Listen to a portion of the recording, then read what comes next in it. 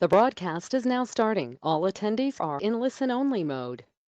Hello, everyone. Thank you for joining our webinar, Analyzing the Social and Economic Impact of Broadband Investment, which is being presented by Jeffrey Dykes, an analyst at REMI. Jeff has been supporting clients with studies and technical support for 8 years now. And I'm Brian Reel, and I'm the Marketing and Event Coordinator at REMI. REMI creates economic modeling software that informs policy decisions and limits uncertainty in policy decisions. You can ask questions at any time in the question box, and as long as time permits, we'll answer them at the end. If we run out of time, we'll make sure to reach out to all who have questions. Thank you again for attending and joining us. We're very excited for this webinar, and take it away, Jeff.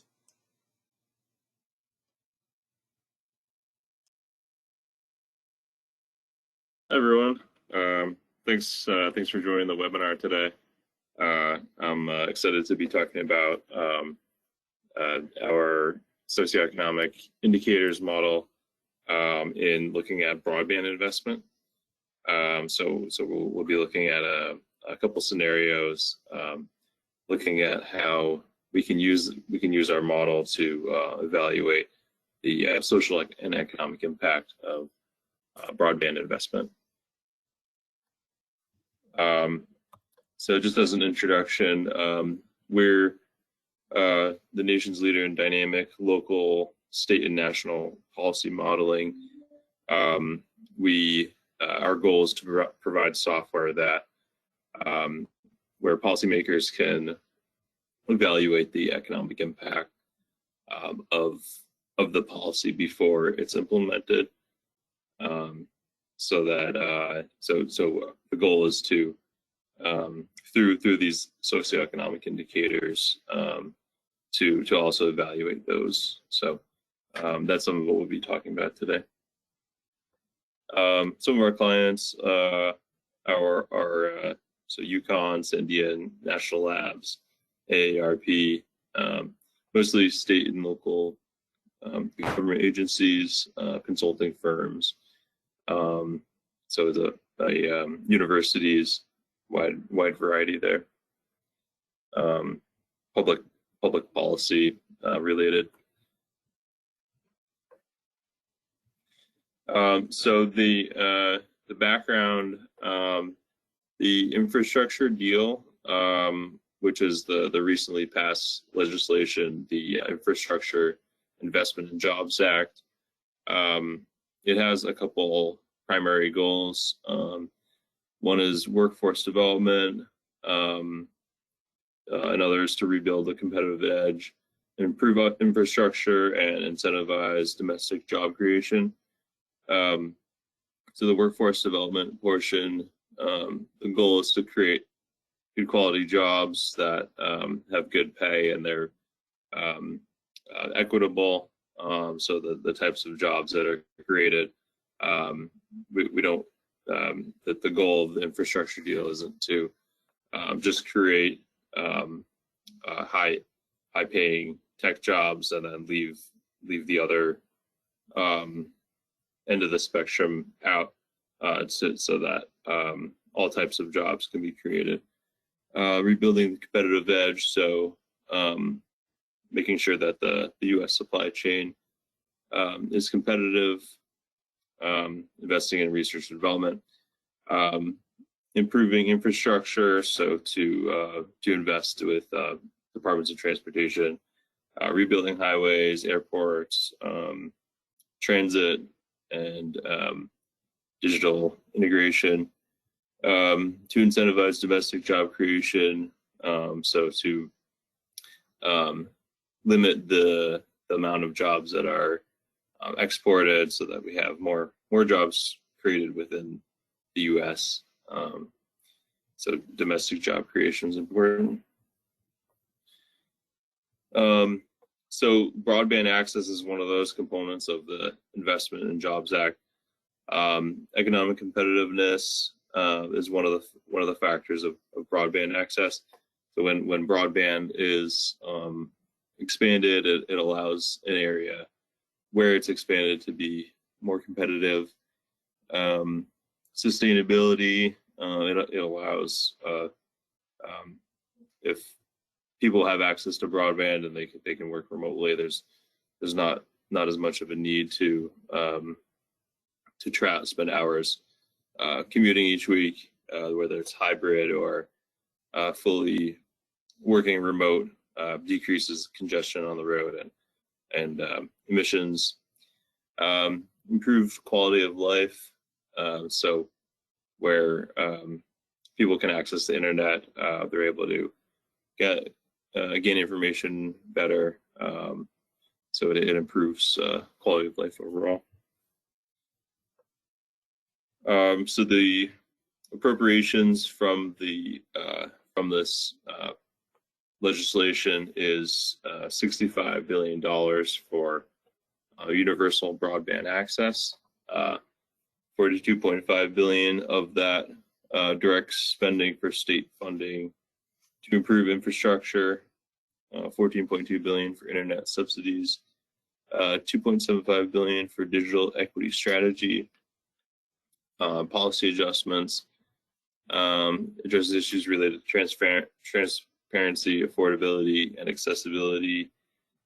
So part of the Jobs Act has the goal of making sure that there's equitable access to internet, that it's not just expanded in more affluent areas, but that everyone has a chance to have the internet expand to the area.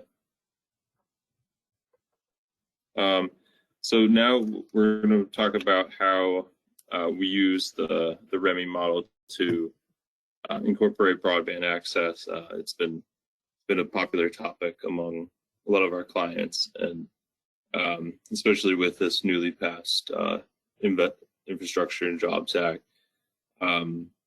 We've gotten a lot of questions on it, on how we would use a model to incorporate that. Yeah, so just a background on economic modeling. It, like I was saying before, it allows policymakers to look at the effect of policies before they're implemented. And with this Infrastructure and Jobs Act, it allows bidders for grants or contracts from the infrastructure bill, state and local governments. It allows them to demonstrate that their proposals have a positive economic impact and are equitable towards all races, genders, communities, everyone who they serve. So that'll be important for them to show that, to be able to get that funding.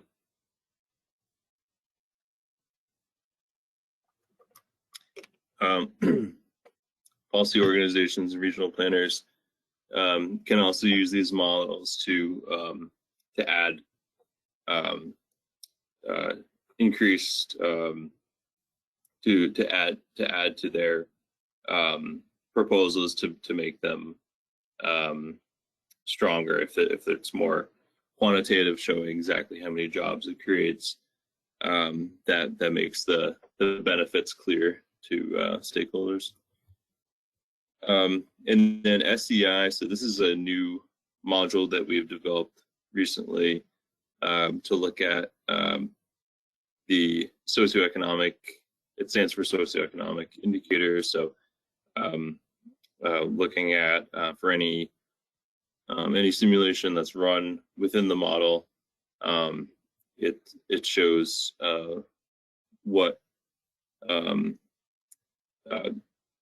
how different indicators change related to socioeconomic. So we'll be talking about that in a minute. But the general guideline behind that is that the public policy should serve the interests of the public. So it's important to, in addition to the regular economic impacts that are seen with the model, it's also important to look at how different social and demographic groups are affected by these policies. And this is also required under various federal, state, and local regulations.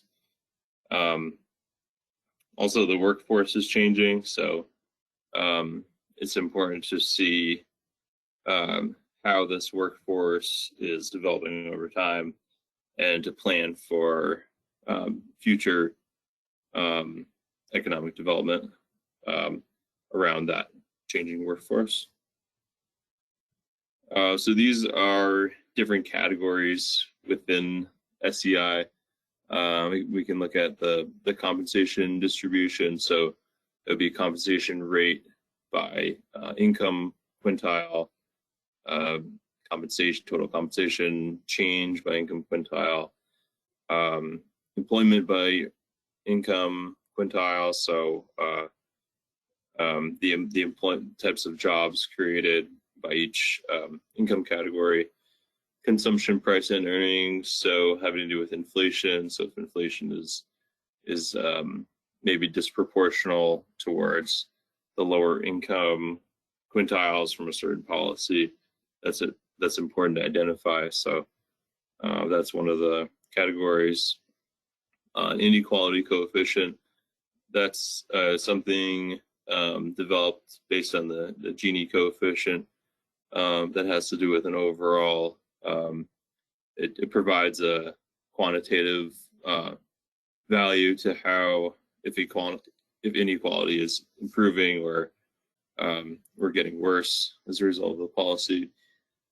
Employment by race and gender, so change in employment in the results by 4 different racial categories, and then by gender, by educational attainment. So that shows by bachelor versus non-bachelor, and then it breaks that down further by what types of higher education categories. So bachelor's degree specifically, associates, high school only, less than high school, or higher degree, master's, doctoral degree. Labor force participation, unemployment, and per capita income. So just how the socioeconomic indicators are used. It's a systematic solution that can measure the core socioeconomic implications of programs and practices to quantify and measure progress for all groups. So diversity, equity, inclusion. Some of the immediate effects you might look at for the first couple of years, you might look at the changes in compensation rate or income by quintile to see the immediate effects of these policies and how they're being affected in different groups. Make sure that the immediate impact is equitable, and then the longer term might be more towards the workforce, and if planners are incorporating a changing workforce, maybe there's a need to plan for more workforce development in the future, or to see so effective human capital, and make sure that that they're planning for a changing labor force. So that's important to consider the long term, 10 or 20 years out or longer. So the simulation here, this was done with a 4-region Georgia model with SEI. So it looks at the development of a broadband scenario, so construction, planning of the broadband itself, expanding that to areas that that don't have it. It looks at the so construction, that could be the construction, the initial construction, then also the operations and maintenance. So a little larger of an impact in the first couple of years while it's being built, and then operations and maintenance after that. Professional, scientific, technical services, that would be engineering and planning, And then telecommunications, direct sales to the telecommunications industry. Increase in labor productivity. So this is something that is, just as an example, I did 1%, just showing, assuming that when broadband is expanded, then people are more productive because of that. You can also, instead of doing a percentage, you could enter a dollar value. You could maybe have an estimate of how much more maybe people work a couple more hours per week if they're working remotely because of not having that long commute anymore, so that you could quantify that by estimating how many people are working remotely versus people who used to commute. 2% increase in consumer price for internet access, a production cost increase that has to do with the financing of it. So if businesses and consumers are paying higher prices because of this broadband, in order to fund the construction costs. So the production cost increase is 50% of the total construction costs. So we're assuming that the other 50% would come from partially increases in consumer price, but then partially the federal infrastructure deal, the broadband component of that. So it might be something where a region is looking to expand broadband, and then they have to fund part of it, and then the feds will match some of that or fund a portion of it. So that value could change too. So we'll look at the results. We'll first look at a couple of the SCI categories, and then look at the general economic impacts. So this has to do with compensation rate by income quintile. This is in Atlanta, and you can see that the lowest three quintiles show the largest percent change increase. So you can see that the lower income quintiles are benefiting most. And then let's see, employment by industry quintile, same with that. So there's they're being the lower income quintiles and middle income are especially being helped. Employment by race, so white non-Hispanic, Black non-Hispanic, other non-Hispanic, and Hispanic. They're all increasing around 1% from baseline each year. So it's a combination of the increase in labor productivity and the other construction and development of the broadband infrastructure. And then this is a graph of some of the economic results, the impacts of total employment is in the blue. So that's around, that's an average of 11,000 jobs created from the baseline each year. And this would vary a lot just based on the labor productivity assumed, because that has a pretty large impact on the results, but then also the construction cost and how much is funded by the local government versus the federal government. So this would change based on the specific scenario. Output is in the red, so that's an average of $2.6 billion of an increase in output per year. and $1.1 billion increase in personal income, the yellow.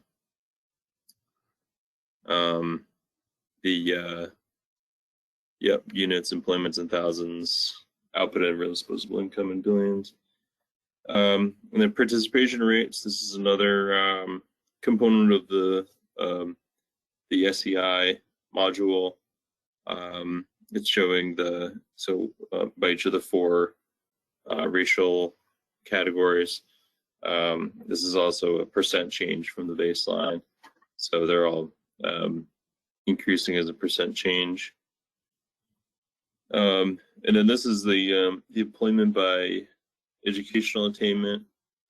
So this looks at the results with no bachelor's degree versus bachelor's degree and above.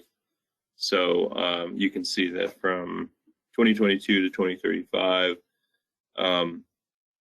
the jobs requiring a bachelor's degree and above, that proportion is increasing over time. So that this is something that planners can use to evaluate if maybe more maybe workforce development programs should be implemented so that there's no labor shortage in the future.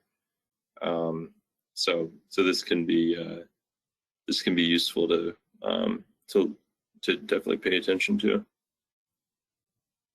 So just as a conclusion, the lowest 3 income quintiles experience the largest increase in compensation rate and employment.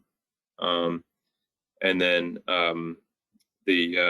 just like we're mentioning, most of the jobs most of the jobs require do not require.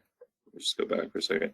Yeah, don't require a bachelor's degree in 2022, but then by 2035, that proportion decreases. More people would need a bachelor's degree, so that's where workforce development measures could be implemented.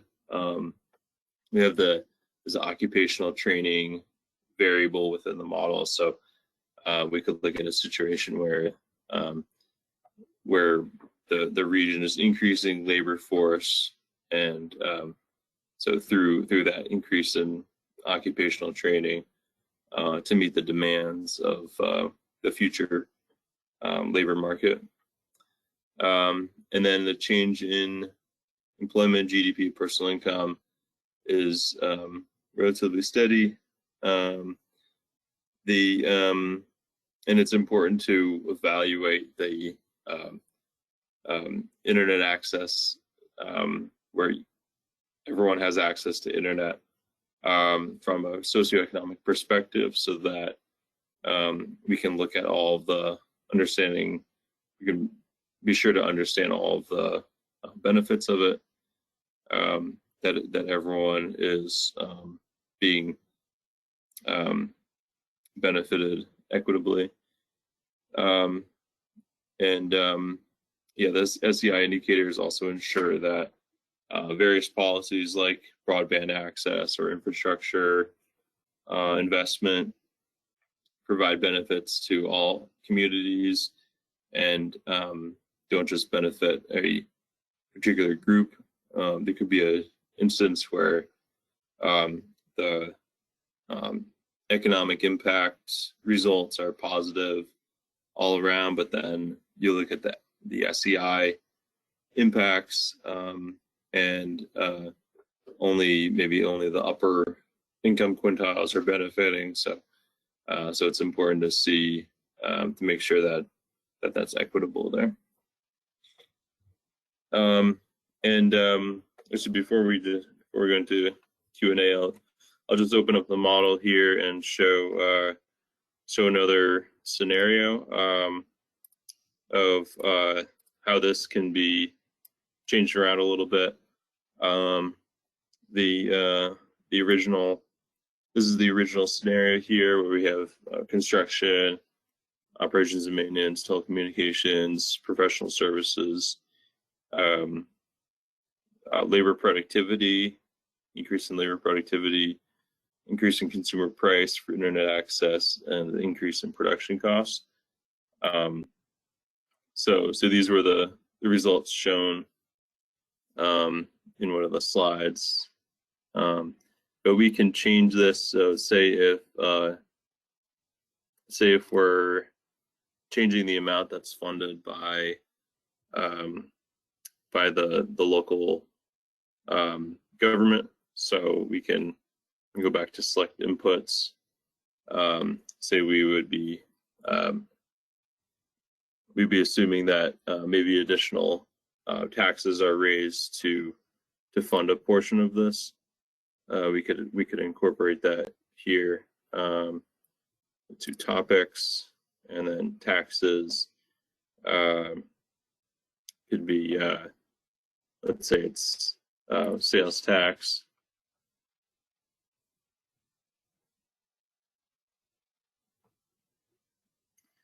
And then we can choose which consumption categories are applicable, or sales tax paid by businesses.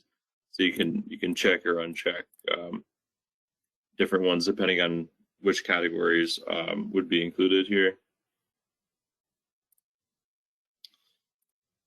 So fixed national, we'll say that $10 million, they're increasing sales tax by 10 million to pay for to fund a portion of this, and then we can assume the rest is funded by what we had in the simulation originally, the increase in production cost and increase in consumer price.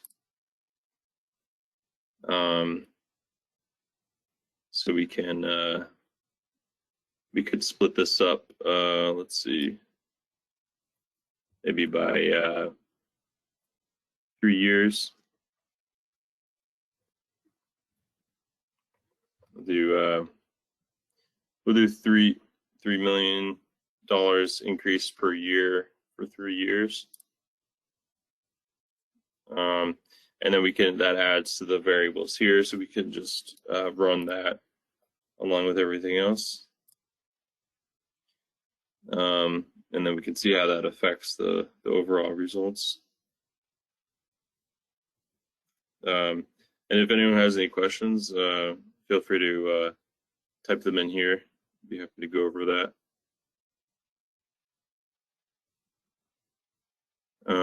Yeah, so they changed slightly, but not too much of a difference. It also depends on the magnitude of the initial inputs, but you have that flexibility to incorporate different types of financing and any component of a broadband access project. And then you can go here, the socioeconomic indicators. So this is where you go through and find those different categories that based on the slides. So compensation rate,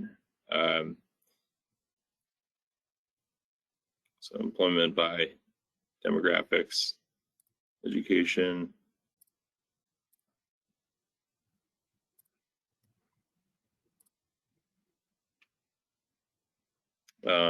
by race, by gender,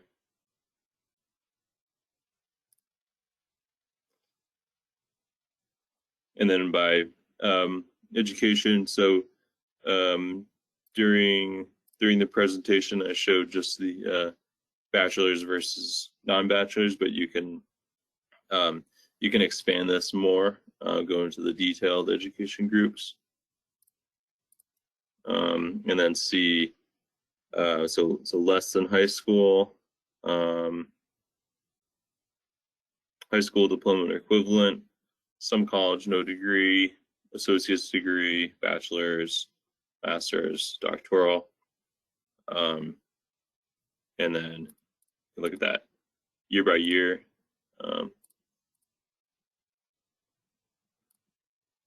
By region too, so here are the 4 regions in the model. Labor force participation, so So just getting an idea of how the workforce is developing over time, and what planning would be necessary by gender, total, male, female. So that's the brief overview of this module here. Back to the presentation. So if anyone has any questions, feel free to ask. We also, if you wanted to email us with any questions, info@remy.com. We can always get back to you if you wanted to send in your question by email instead. Thanks everyone for joining. Yeah, so thanks for the great presentation, Jeff. If you have any questions about this webinar, please reach out to the info@remy.com that was just on the screen. And if you want to learn more about SCI or any more of our software, you can also reach out to that, and we'd gladly set up a meeting or send you some information.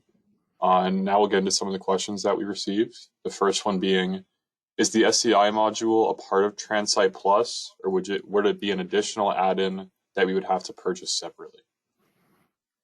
It doesn't come with the standard model, so it's an add-in that so you could upgrade from the base model, and then it could be Transite or it could be PI Plus.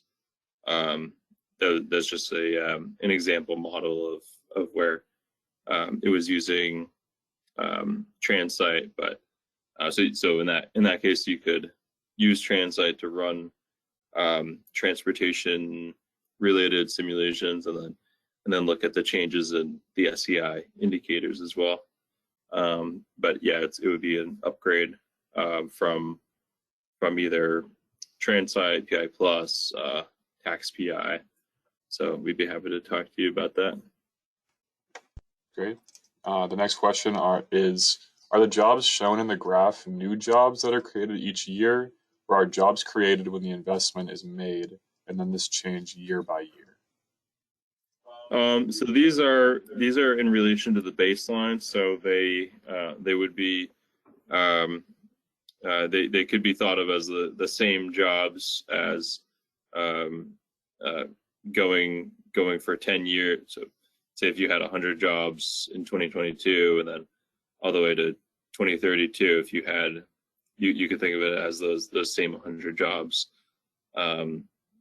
staying in place, but it's in relation to the baseline, so showing each year the change from the baseline. Great. And then how does Remy model employment by education level? So we use the data sources in terms of that. They're taken from primarily the ACS. So we have a methodology with developing that. We can also share the SCI documentation that has to do with it's a detailed document showing how educational employment by educational level was calculated in addition to all those other categories within the SCI module. So it shows how that ACS data is incorporated. But we have employment by, we can look at the bachelor's degree. So it separates it out by first bachelor's versus non-bachelor's, but then also into several groups: less than high school diploma, some high school equivalent, associates, bachelor's, master's, doctoral degree. So you can view it to any of those levels of detail. Great. Yeah, we'll reach out with more information about that as well. And again, thank you that was the last question. Thank you everybody for joining. Thank you, Jeff, for the great presentation. If you have any questions about this broadband webinar or about what Remy does, in the software that we have, again, please reach out to the info@remy.com account, and we'll gladly send you some information or set up a meeting. Thank you all for joining. Have a great day. Thank you.